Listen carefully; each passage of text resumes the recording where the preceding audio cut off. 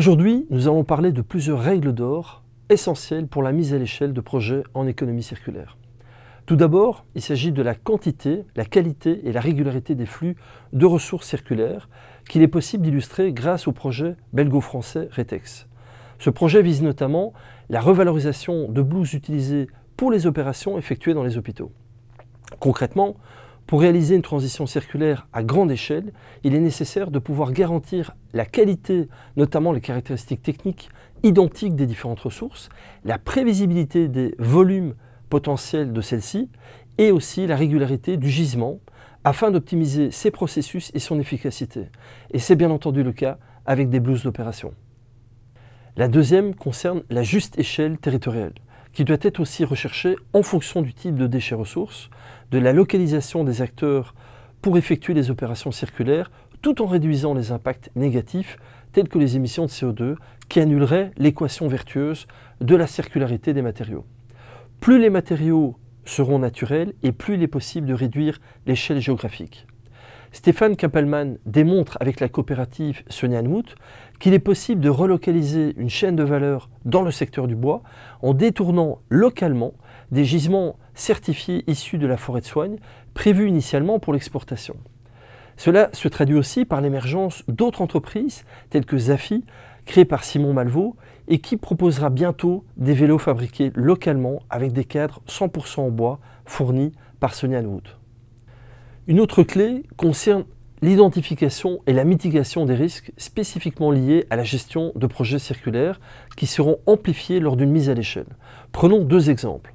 Quand Abdoulaye Ba, fondateur de Just Electronic, réceptionne des palettes de déchets d'équipements électriques et électroniques pour les réparer et les préparer pour leur emploi, il ne peut avoir qu'une estimation très imprécise de la valeur comptable de ceux-ci avant de les avoir analysés techniquement. Un autre exemple sur le plan financier, Sicad propose des vélos électriques fabriqués à Bruxelles. Ceux-ci sont mis également en location selon les kilomètres parcourus. Perrine Collin, la fondatrice, doit anticiper le financement de ses immobilisations financières en fonction de la croissance de ses activités commerciales. Enfin, connaître la valeur ajoutée de son business model dans les chaînes de valeur existantes est aussi un point important. Quand l'équipe de Permafungi crée de nouveaux matériaux d'isolation circulaire et biosourcés à base de mycélium, il ne s'agit pas uniquement d'une offre supplémentaire dans une gamme de produits, mais bien d'une réelle désinnovation, c'est-à-dire une innovation régénérative qui remplace les innovations précédentes moins vertueuses du secteur de la construction, telles que des panneaux fabriqués avec des intrants pétrochimiques. Et ceci pour répondre à un même besoin, mais en réduisant les impacts pour la planète. Cette valeur ajoutée, partagée avec son écosystème, peut être tangible, des ressources matérielles détournées de leur usage initiaux, ou encore la réduction de pollution, mais aussi des valeurs intangibles ou immatérielles avec l'échange de connaissances, de contributions de biens communs, voire aussi d'émotions.